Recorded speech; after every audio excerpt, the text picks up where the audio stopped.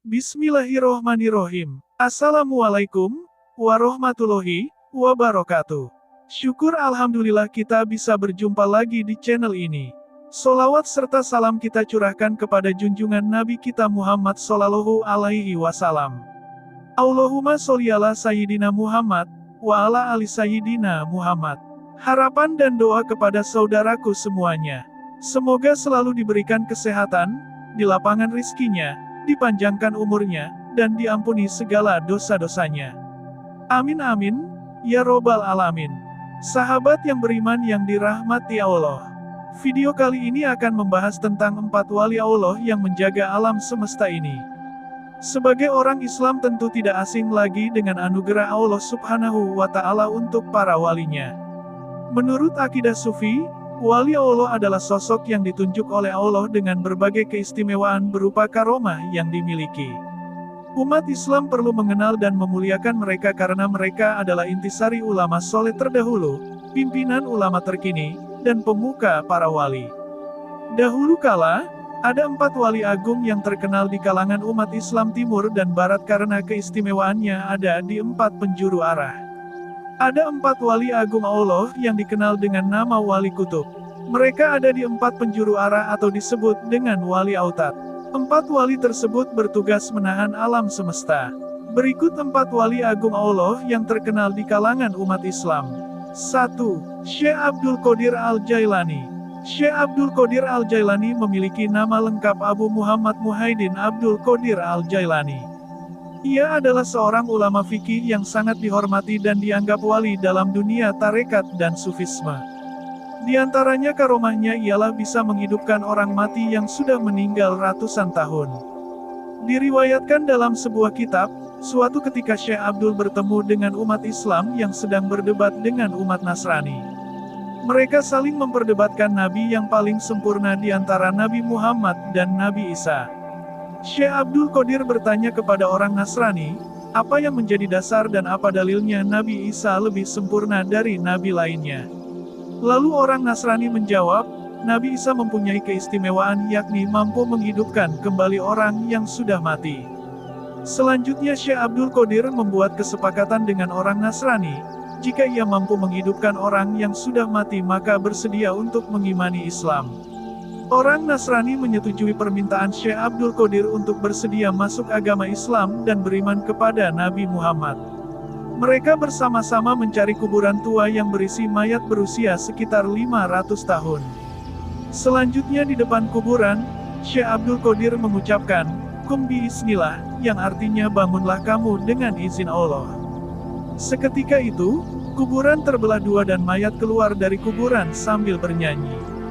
Konon, semasa hidup mayat itu adalah seorang penyanyi.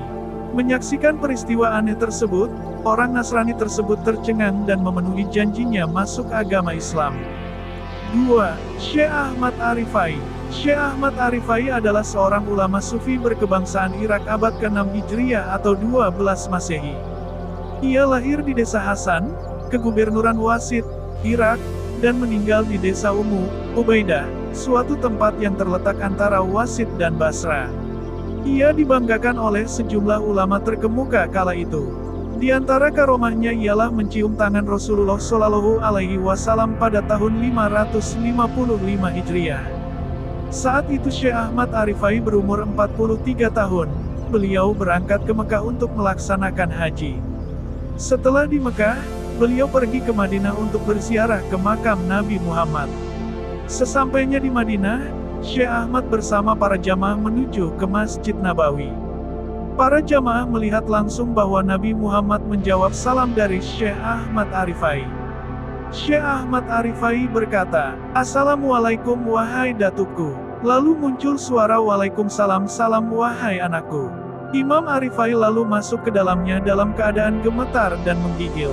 Warna kulitnya menjadi kekuning-kuningan. Imam Arifai berlutut sampai menangis seraya berkata, dari kejauhan aku kirimkan ruhku untuk selalu mengingatmu sebagai perwakilanku. Aku bisa melihat dengan seluruh jasadku padamu secara kasat mata, maka ulurkanlah tanganmu agar aku bisa mencium tanganmu wahai Rasulullah. Tangan Rasulullah keluar dari makamnya, Imam Arifai langsung menciumnya dan meminta ikut melihat dan mendengar langsung karomah Imam Arifai. 3. Syekh Ahmad Badawi. Syekh Ahmad Badawi merupakan seorang syekh yang sangat terkemuka di Jazirah Arab dan Timur Tengah. Beliau juga dikenal sebagai Al-Sayyid Al-Badawi oleh semua orang Muslim Sunni yang menghormatinya sebagai wali pada abad ke-13 di Maroko. Al-Sayyid Al-Badawi mempunyai nasab mulia sebagai salah satu tiang pilar dari 4 kelompok sufi. Di antara karomahnya ialah mukanya bercahaya sehingga beliau melilit wajahnya sebanyak 2 kali dengan sorban. Suatu ketika, seorang anak murid beliau meminta untuk melihat wajah Syekh Ahmad Al-Badawi. Beliau menolak permintaan muridnya, namun atas desakan yang kuat, ia melihatkan wajahnya ke anak muridnya. Seketika itu anak muridnya meninggal dunia terkejut melihat Syekh Ahmad Al-Badawi yang bercahaya. Semenjak peristiwa itu, beliau tidak pernah membuka lilitan sorbannya. Anak muridnya meninggal dalam keadaan mati syahid karena meninggal semasa menuntut ilmu. Selain itu, pernah suatu ketika Syekh Ibnu Laban mengumpat. Seketika itu hafalan Al-Quran menjadi hilang. Ia berusaha beristighosah dan meminta bantuan doa orang-orang terkemuka di zaman itu. Selanjutnya ia menghadap kepada Syekh Yaqut Al-Arsi untuk meminta pertolongan. Keduanya bersama-sama berangkat menuju makam Al-Badawi dan berkata, "Wahai guru, hendaklah Tuan memberi maaf kepada orang ini." Dalam makamnya terdengar jawaban, "Ya sudah, tapi dengan syarat ia mau bertobat." Akhirnya Ibnu Laban bertaubat dan tidak lama kemudian kembalilah ilmu dan imannya. Syekh Ahmad Al-Badawi sudah meninggal 200 tahun silam namun tetap bisa memberi petunjuk bagi orang yang berziarah ke makamnya. 4. Syekh Abu Hasan Asy-Syadzili. Syekh Abdul Hasan Asy-Syadzili dilahirkan di Maroko pada tahun 593 Hijriah. Syekh Abdul Hasan Asy-Syadzili adalah seorang yang dianugerahi karomah yang sangat banyak, tidak ada yang bisa menghitung karomahnya kecuali Allah. Adapun sebagian dari karomahnya yaitu ketika umur 6 tahun, beliau telah mengenyangkan orang-orang yang kelaparan pada penduduk negeri Tunisia dengan uang yang berasal dari alam gaib. Beliau didatangi Nabi Khidir untuk menetapkan beliau menjadi seorang wali yang mempunyai kedudukan tinggi. Beliau bisa mengetahui batin isi hati manusia saat berusia 6 tahun. Beliau pernah berbicara dengan malaikat di hadapan murid-muridnya. Beliau menjaga murid-muridnya meskipun di tempat yang jauh dan beliau pun mampu memperlihatkan atau menampakkan Ka'bah dari negara Mesir. Beliau tidak pernah putus melihat atau menjumpai Lailatul Qadar semenjak usia balik hingga wafatnya. Beliau tidak pernah terhalang sekejap mata pandangannya dari Rasulullah Shallallahu Alaihi Wasallam selama 40 tahun. Artinya beliau selalu berjumpa dengan Rasulullah selama 40 tahun. Itulah pembuahan tentang 4 wali Allah yang menjaga alam semesta ini. Semoga video kali ini bermanfaat, lebih dan kurangnya mohon dimaafkan. Jangan lupa untuk like, komen, dan subscribe channel kami. Sampai jumpa di video berikutnya. Terima kasih.